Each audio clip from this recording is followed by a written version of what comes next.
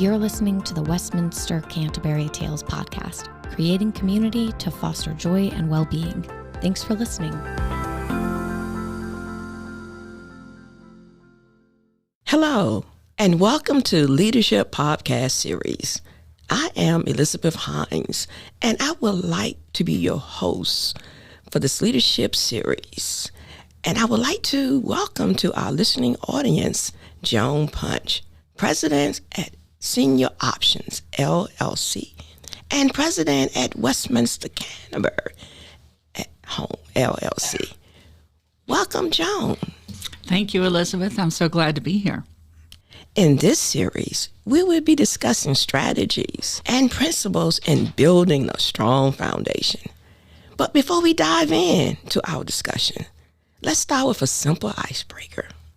Joan, can you provide one thing on your bucket list that you're eager to check off with? Only one thing.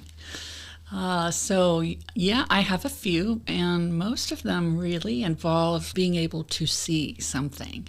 So I'm hoping to get a Viking cruise, Mediterranean, European river cruise. I'm hoping to be able to do that soon. And I really weirdly want to see lavender fields in the south of France. Seeing all of that pretty purple, just something I'd really love to see. I would like to see that too. Yeah. That's a good one. Okay, can you give us a brief recap regarding your background and your career journey that brought you here? Sure. So I am a nurse by education, and I've been a nurse for longer than I would probably want to admit to on this little broadcast. So I've been a nurse for a very long time. Did critical care nursing for quite a few years, and then decided to do travel nursing. So I was able to go to a few different places, Hawaii being one of them, and work there. Then after I got back from that, it's the oddest thing. I kind of got a calling to doing home health care and providing that level of skilled care clinically in that environment. So I started to do that. And very quickly in that process, I just started to be put in leadership for various home and community-based services business lines. Well, I'm from Cincinnati. I worked for a lot of years in Ohio in another life plan community system in the state of Ohio, and helped start and manage a lot of home and community-based services, specifically home health and hospice, and a few other ones as well. And then I got my master's, and my master's is in organizational development and positive change management. And from there, I did a lot of consulting. So I traveled a lot for other home health and hospice agencies across the country. So I did a lot of consulting work with that, and then kind of landed oddly back here. So there are a few other places in between, but the group that I worked with in Ohio had kind of relocated here and worked here for Westminster Canterbury, and they asked me to come along. So 4 years ago, almost to the date, I think it's like the 10th of February or something, I have been here. Wow, what a journey, 360 degree, Yeah. And brought you right back to us. And you're well equipped to be here in these positions, I see. And this podcast series too, a strong foundation. Mm-hmm. And John C. Maxwell book, he has a book called The Different Maker. Mm-hmm. And it's about making a difference. And he writes that the attitude is a primary component in determining success. And he also explained that attitude is the difference in how we approach and deal with relationships and challenges. And my questions to you in your journey and who you are today, how do you perceive yourself as a different maker? Well, so specifically in the role that I have here, and not just myself, but with my entire team. Senior Options is a nationally based company, and we go out to other life plan communities, leading age, not-for-profit life plan communities across the country, and help them initiate home health or hospice or home care for that matter, or help them improve their already active agencies that they may have. So I like to think, and I know we do, kind of what is my why and what I do. And I know as I've had a lot of dialogue with my team about, what's our why, what's our purpose, is we're able to take that expertise for providing clinical services in that environment, which is different, home health and hospice. That's primarily done in the home, which is has its own unique set of challenges and opportunities. We provide that expertise to other communities across the country and help them expand their own mission and serve people at home. So the difference I hope we make, the difference I feel pretty confident that we do, is we help those communities provide excellent care to their patients in their home. So we all know, well, or maybe we don't, but most of us know, if you had a choice between recuperating in the hospital or recuperating at home, where are you going to want to be, right? Home is really where most people want to be.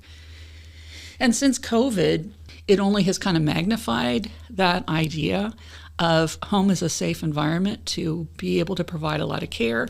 People don't always want to be in a doctor's office or any congregate setting where they could potentially get sick.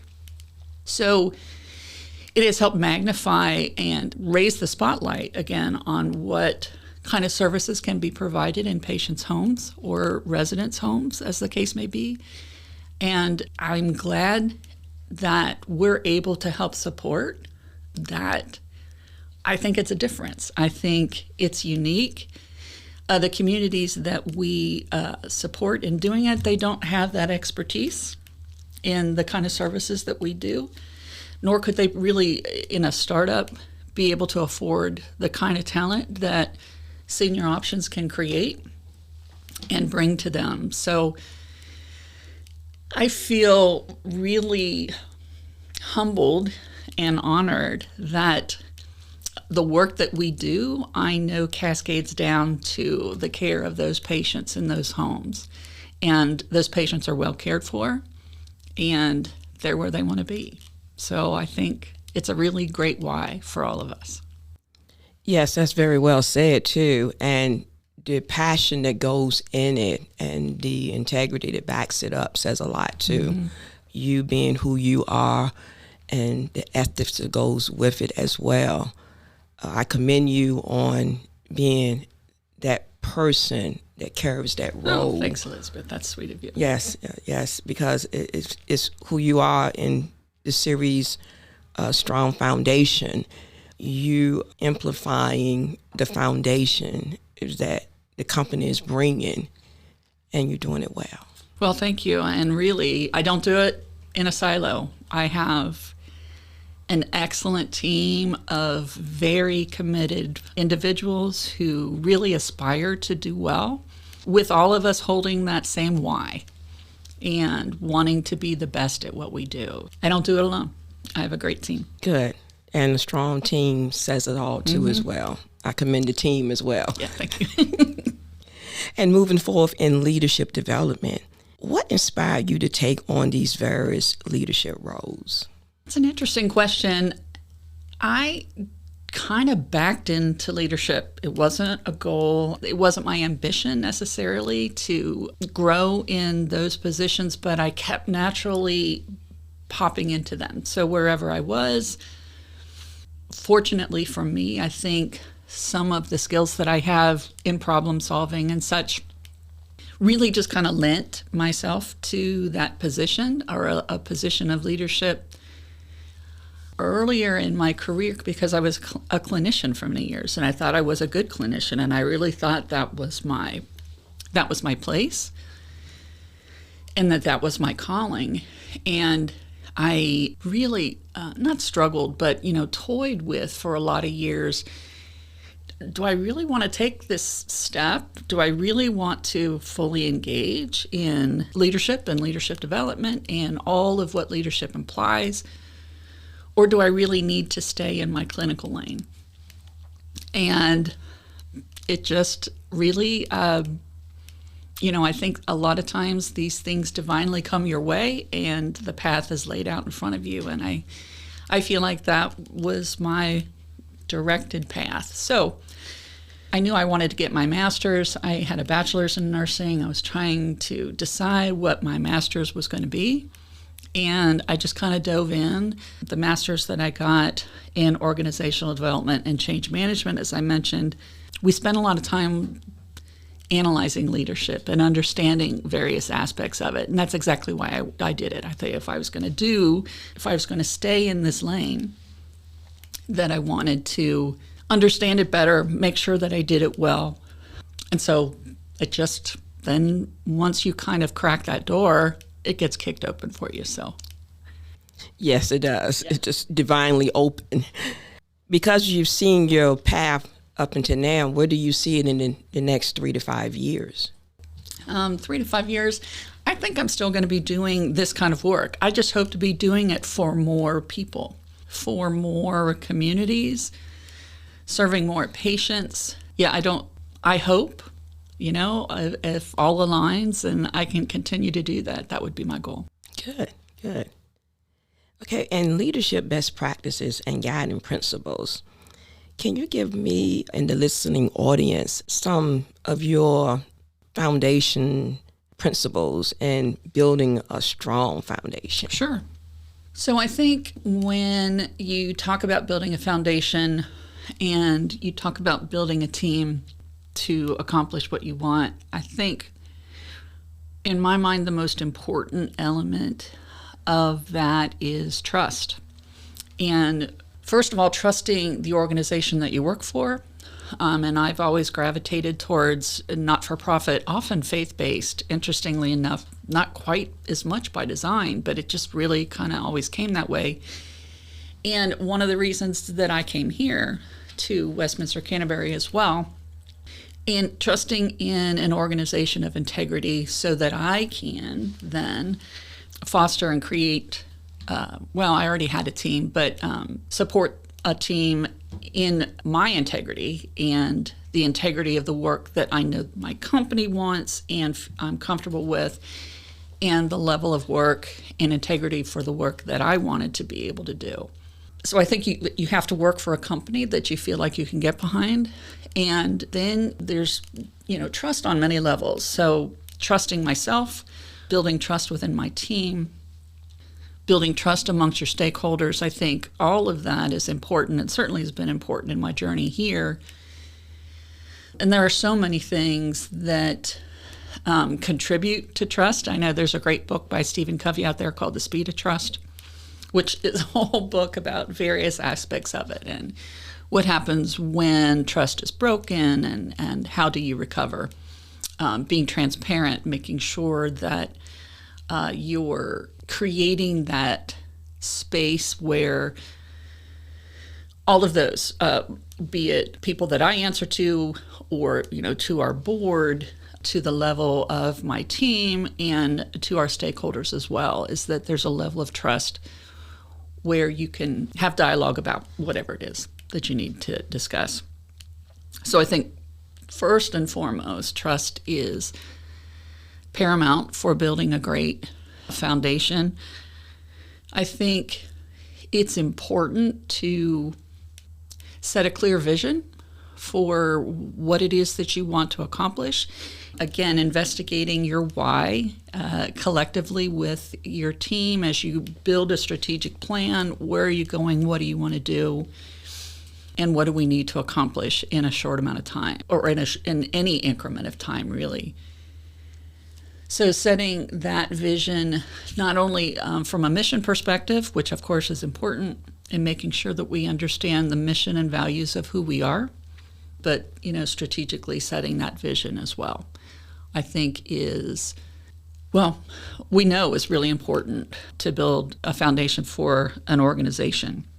I think then supporting the culture that you want, which, it's easy to say you want a positive culture and, kind of what does that mean? And every culture is a little bit different, but you want to support the culture. Again, if you're working for a company that you believe in and that you feel has the values that you do, you know what values you want to bring forward for your own employees as well as for the people you serve. So maintaining that culture, sort of engaging with heart. And, we're, at the end of the day, we're caring for people who need health care. So there's a lot of heart that has to happen with that. And you need to keep that in mind. I think when you talk about culture, and I'm really not talking about culture today, but maintaining your culture, maintaining a level of respect, inclusiveness with your team, making sure that your team feel valued. I think too, there's and forgive me, the author of this is escaping me for the moment, but modeling the way. I think we all need to do that. And people watch you and how you conduct yourself and how you treat others. So leading by example in that regard and modeling the way, it goes a long way with what you are creating and what the basis of that is. And just investing in your team and making sure that they have what they need. They have the training they need. They have the support from me that they need. And, we keep our why in mind. I like to reflect on modeling the way because that's one of my big pet peeves. You lead by example. Mm-hmm. And when you can trust your leader and your leader trusts you, it builds that relationship that you need in both parties. Mm-hmm. And then the company value here, respect, passion, and professionalism. Mm-hmm. That resonate through my spirit, and that's why I'm still here. And the reason why I'm still here, because I feel like you that my work has not involved to the fullest. And so I wait to doors of opportunities to open so that I can be more value to the company. Good for you. And so in modeling the way, it builds you up so you can be the best that you can be in every aspect. Well, good for you, Elizabeth. You should be doing this on this end of the podcast. We should be asking you these questions. Okay. And going back to our practice and guiding principles, risk management. Risk management? Because sometimes you have to take risks in what you need to do and how you do it. The company is going into this new hospice home. The hospice house. That's so exciting. Yes. Can you just elaborate on your role there? The hospice house? Mm-hmm. Well, I'm kind of a little peripheral to the hospice house. Dr. Tori Crenshaw is taking the lead in doing all of what is entailed to get that hospice house up and running. Senior Options is supporting that effort. So as we go out across the country and support other communities that have a startup to the like of that, we're supporting the hospice house. So they're kind of a customer of mine, if you will. So we're kind of in the background working on just kind of the infrastructure, the regulations and licensure and all of the things that are required by the state for Medicare to be able to bill Medicare for some services. That's in part my role, is to support that effort.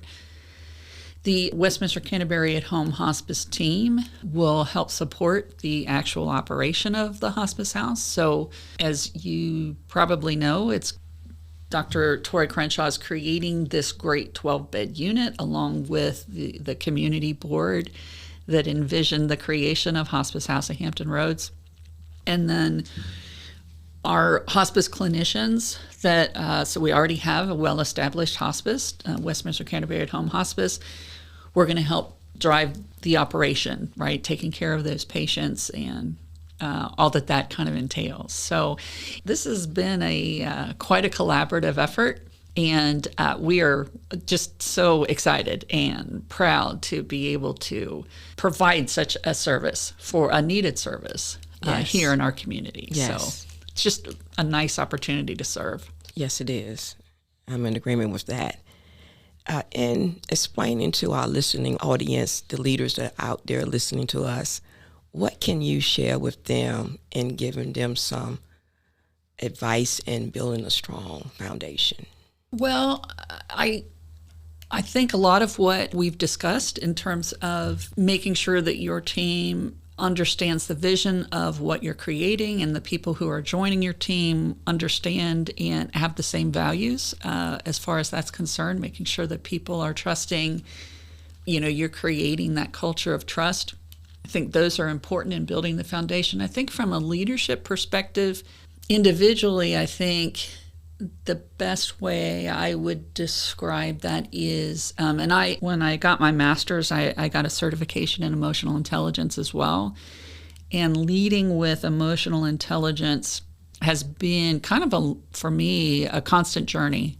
I'm always learning. There's, people ask about, what have you learned about leadership? Well, I'm still learning.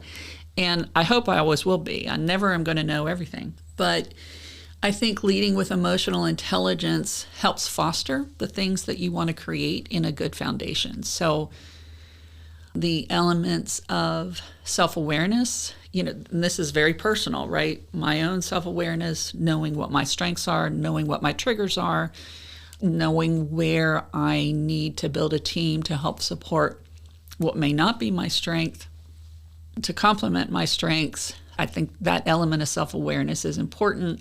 Self-regulation as well. I think, when it comes to emotional intelligence and self-regulation, there's a level of maturity that over time, hopefully I get. I'm not perfect at it, but when it comes to self-regulation is, maintaining that calm, professional, trustworthy presence, no matter how triggered or how I feel, right? So being aware so that I can regulate and present in an approachable way, whatever I need to do. Conducting, I think, leaders who conduct themselves with empathy, it's important. Even in challenging circumstances or circumstances that would not be ideal, where you might be delivering a less than happy message, you can do with empathy and you can do respectfully. So I think, again, over time, that's something, it's a skill you hone. So I think emotional intelligence is, at least for me, been helpful in helping then to carry forward those elements of a foundation that we've talked about. Wow, that's awesome. I agree with you with that, and it was very knowledgeable in you sharing that. And I hope that the leaders that are listening to this podcast will gravitate to what was acknowledged in this session. It's constant. You're always learning, and you make mistakes and you hit your bumps and you get back up and you're at it the next day. So in closing, would you like to just leave a little remark to bring it all into one little cap? So what can I say to be impactful and close? I just, a couple things I think I would say. So when it comes to leadership and, getting yourself in line to be the best leader you can be, allowing yourself to be open to feedback, whether you like the feedback or not, allowing yourself to be open for feedback and being able to accept feedback, even positive feedback. Now, some people are really not good at accepting positive feedback. Nobody likes negative feedback, but if you want to do well, then you want to be open to what people perceive you to be or how they receive you. So leaving that feedback loop open with the people that you work with, I think, is important. One of my favorite books for new leaders is The 4 Agreements. It's such a simple book, and to me anyway, the most impactful agreement that's in that book is to not take things personally and to recognize, in the realm of emotional intelligence, recognize when you're getting feedback that you don't take it personally, that you're taking it at face value and you take what you need and you ignore the rest, and not, how do I say this, not go overboard in how maybe you've received that. So it's a constant, especially for new leaders, to explain to them that when someone is hurt or upset, or a patient for that matter is hurt or upset, it may not really be about you, that you have to have the wherewithal and the mindset to be centered and be present with what's happening rather than getting lost in your own stuff and taking that personally.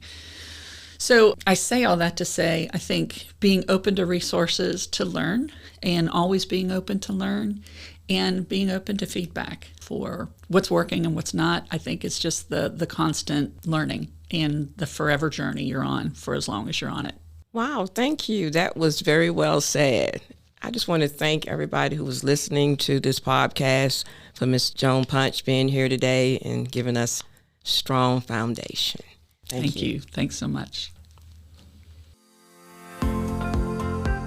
We hope you enjoyed this episode of the Westminster Canterbury Tales podcast. Thank you for listening.